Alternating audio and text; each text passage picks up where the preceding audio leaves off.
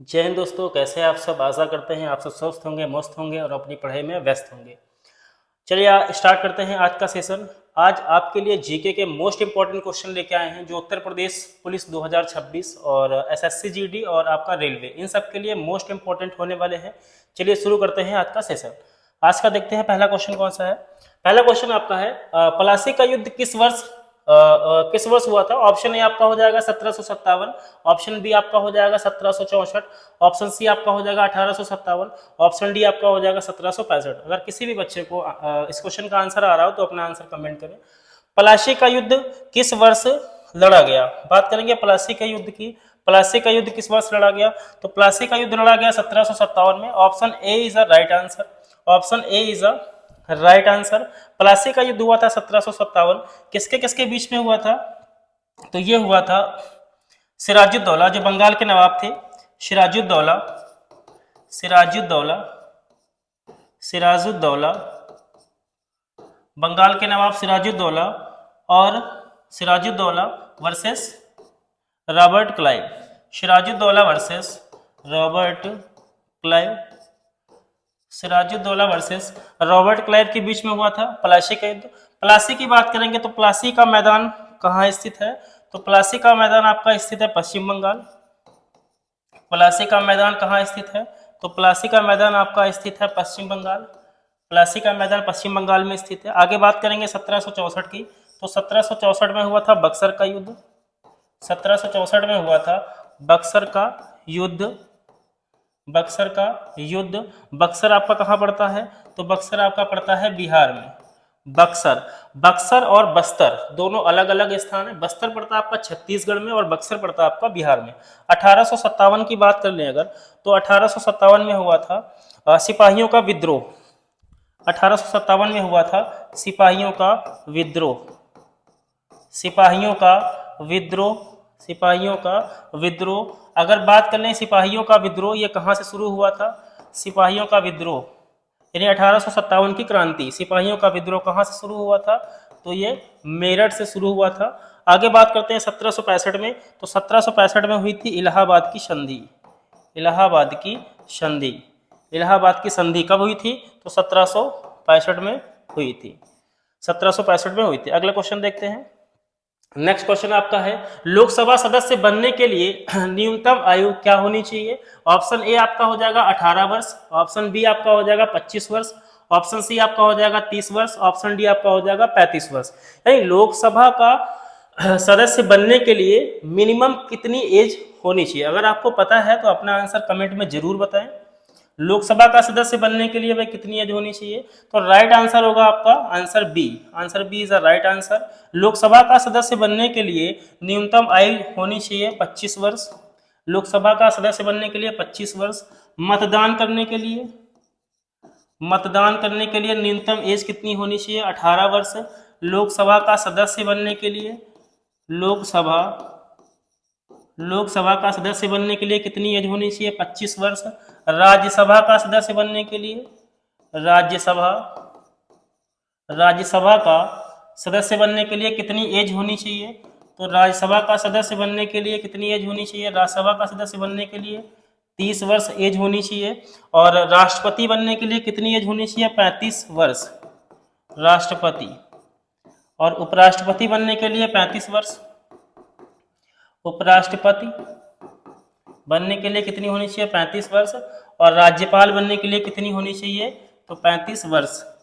यानी राष्ट्रपति बनने के लिए 35 वर्ष, उपराष्ट्रपति बनने के लिए 35 वर्ष और राज्यपाल बनने के लिए 35 वर्ष। बढ़ते हैं अगले क्वेश्चन की तरफ। अगला क्वेश्चन है आपके सामने, भारत की प्रथम महिला राष्ट्रपति कौन थी। ऑप्शन ए आपका इंदिरा गांधी हो जाएगा, option B Sarojini Naidu, option C आपका हो जाएगा प्रतिभा पाटिल और ऑप्शन डी आपका हो जाएगा मीरा कुमार। यानी भारत की प्रथम महिला राष्ट्रपति कौन थी, भारत की प्रथम महिला राष्ट्रपति कौन थी। अगर आपको आंसर पता है तो अपना आंसर कमेंट में बताएं कि भारत की पहली महिला राष्ट्रपति कौन थी। Option C is the right answer, Shri Pratibha Devi Patil. Shri Pratibha Devi Patil ji Bharat की पहली महिला राष्ट्रपति थी। आगे बात कर ले इंदिरा गांधी की। इंदिरा गांधी भारत की प्रथम प्रधानमंत्री थी। प्रथम प्रधानमंत्री इंदिरा गांधी भारत की प्रथम प्रधानमंत्री थी। और इंदिरा गांधी, यानी भारत और पाकिस्तान का जो युद्ध सन 1971 में हुआ था, उस समय भारत की प्रधानमंत्री इंदिरा गांधी थी। सरोजिनी नायडू की बात कर लें तो प्रथम राज्यपाल यानी भारत की प्रथम राज्यपाल महिला कौन थी? भारत की प्रथम महिला राज्यपाल कौन थी? सरोजिनी नायडू। और किस राज्य की थी? तो ये थी यूपी, उत्तर प्रदेश की। आगे श्री प्रतिभा देवी पाटिल जी भारत की पहली महिला राष्ट्रपति थी। मीरा कुमार जी की बात कर लें तो मीरा कुमार जी थी लोकसभा प्रथम महिला लोकसभा अध्यक्ष, प्रथम महिला लोकसभा अध्यक्ष। प्रथम महिला लोकसभा अध्यक्ष कौन थी? मीरा कुमार। बढ़ते हैं अगले क्वेश्चन की तरफ। अगला क्वेश्चन आपका हो जाएगा, भाषा के आधार पर गठित होने वाला भारत का पहला राज्य कौन सा था? ऑप्शन ए आपका हो जाएगा महाराष्ट्र, ऑप्शन बी आपका हो जाएगा आंध्र प्रदेश, ऑप्शन सी आपका हो जाएगा गुजरात और ऑप्शन डी आपका हो जाएगा कर्नाटक। भाषा के आधार पर गठित होने वाला भारत का पहला राज्य, आपका आंसर हो जाएगा Andhra Pradesh. Option number B is a right answer. Andhra Pradesh, भाई आंध्र प्रदेश भाषा के आधार पर गठित होने वाला भारत का पहला राज्य था। इसका गठन कब हुआ था? तो इसका गठन हुआ था 1953 में। आंध्र प्रदेश का गठन हुआ था 1953 में।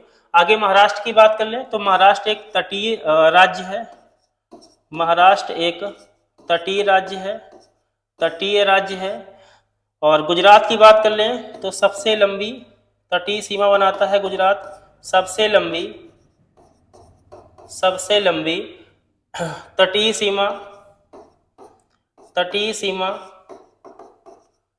सीमा बनाने वाला राज्य, सबसे लंबी तटीय सीमा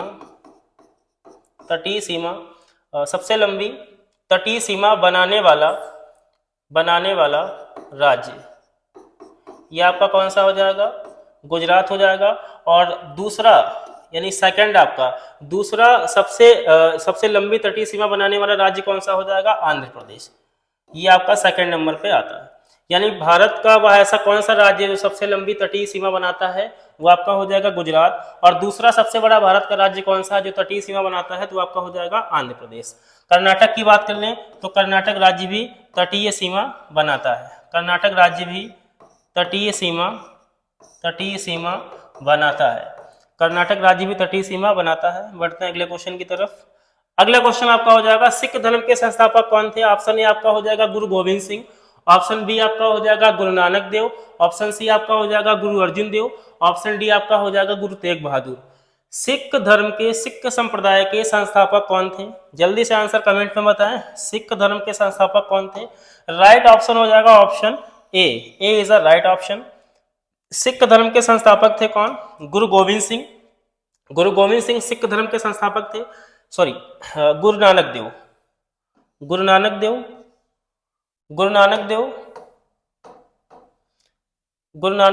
सिख धर्म के संस्थापक थे। गुरु नानक देव सिख धर्म के संस्थापक थे। आगे बात कर लेते हैं गुरु गोविंद सिंह जी की। तो गुरु गोविंद सिंह जी थे खालसा पंथ के संस्थापक। खालसा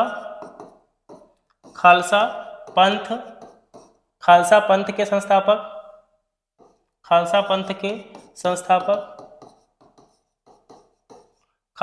संस्थापक थे गुरु गोविंद सिंह। और सिख धर्म के संस्थापक थे गुरु नानक देव। गुरु अर्जुन देव की बात कर लें तो गुरु अर्जुन देव सिखों के पांचवें गुरु थे। गुरु अर्जुन देव सिखों के पांचवें गुरु थे। और गुरु तेग बहादुर की बात कर लें तो गुरु तेग बहादुर थे नवे गुरु। अगले क्वेश्चन की ओर बढ़ते हैं। नेक्स्ट क्वेश्चन हो जाएगा, संसार का सबसे बड़ा मरुस्थल कौन सा होगा? थार मरुस्थल, सहारा मरुस्थल, गोबी मरुस्थल, कालाहारी मरुस्थल। यानी दुनिया का सबसे बड़ा मरुस्थल कौन सा होगा? तो राइट आंसर होगा option B is a right option Sahara. दुनिया का सबसे बड़ा मरुस्थल आपका हो जाएगा कौन सा? सहारा। कहाँ स्थित है? तो ये आपका अफ्रीका में स्थित है। सहारा मरुस्थल अफ्रीका में स्थित है। थार मरुस्थल की बात कर लें तो थार मरुस्थल आपका हो जाता है भारत का सबसे बड़ा मरुस्थल। थार मरुस्थल हो जाता है आपका भारत का सबसे बड़ा मरुस्थल। थार मरुस्थल भारत का सबसे बड़ा मरुस्थल हो जाता है। बात करें थार मरुस्थल कहाँ स्थित है, तो भारत के राजस्थान राज्य में स्थित है। थार मरुस्थल भारत के राजस्थान राज्य में स्थित है। गोबी मरुस्थल की बात कर लें तो ये आपका हो जाता है एशिया का सबसे बड़ा मरुस्थल। ये आपका हो जाता है एशिया का सबसे बड़ा मरुस्थल। एशिया का सबसे बड़ा मरुस्थल ये आपका हो जाएगा कौन सा, गोबी मरुस्थल। गोबी मरुस्थल की बात कर लें, गोबी मरुस्थल है कहाँ पर स्थित है, तो गोबी मरुस्थल आपका हो जाता है मंगोलिया देश में। गोबी मरुस्थल आपका स्थित कहाँ है, मंगोलिया में स्थित है, मंगोलिया। आगे कालाहारी की बात कर लें तो कालाहारी मरुस्थल आपका कहाँ स्थित है, कालाहारी मरुस्थल आपका स्थित है अफ्रीका में। कालाहारी मरुस्थल आपका कहाँ स्थित है, अफ्रीका में। बढ़ते हैं अगले क्वेश्चन की तरफ।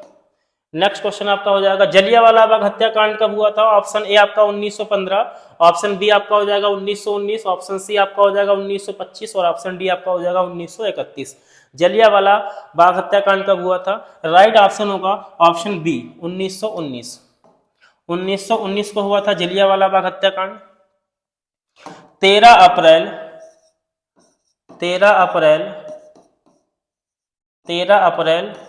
1919 13 अप्रैल 1919 को हुआ था जलियांवाला बाग हत्याकांड।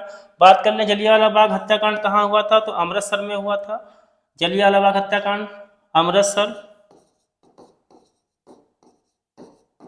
जलियांवाला बाग हत्याकांड अमृतसर। अमृतसर कहाँ स्थित है, तो अमृतसर आपका हो जाता है पंजाब, जहां पर आपका गोल्डन टेम्पल स्थित है, स्वर्ण मंदिर स्थित है। 1915 की बात कर लें तो 1915 9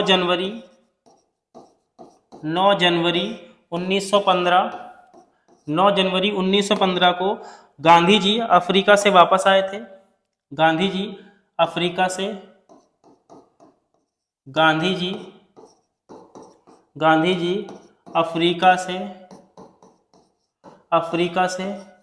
वापस आए। 9 जनवरी 1915 को गांधी जी अफ्रीका से वापस आए, इसीलिए 9 जनवरी को मनाया जाता है भारतीय प्रवासी दिवस। आगे बात कर ले 1925 की, तो 1925 में आपका हुआ था काकोरी कांड। 1925 में आपका हुआ था काकोरी कांड आपका हुआ था कब, 1925 में।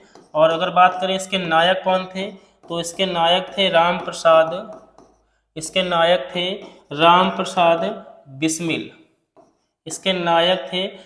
प्रसाद बिस्मिल।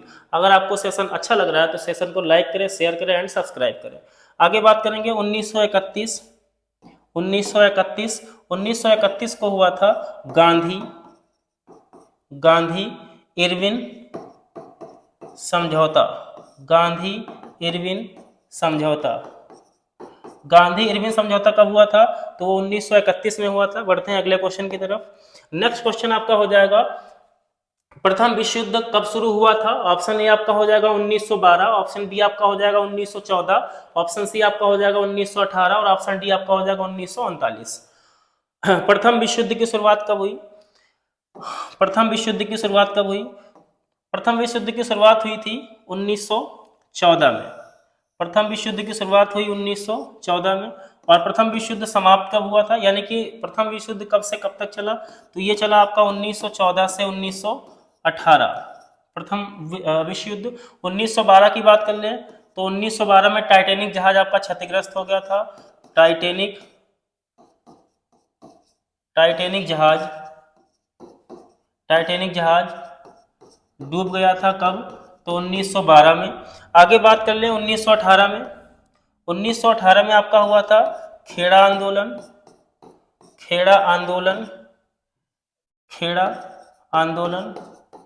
और 1918 में हुआ था आपका अहमदाबाद मजदूर आंदोलन।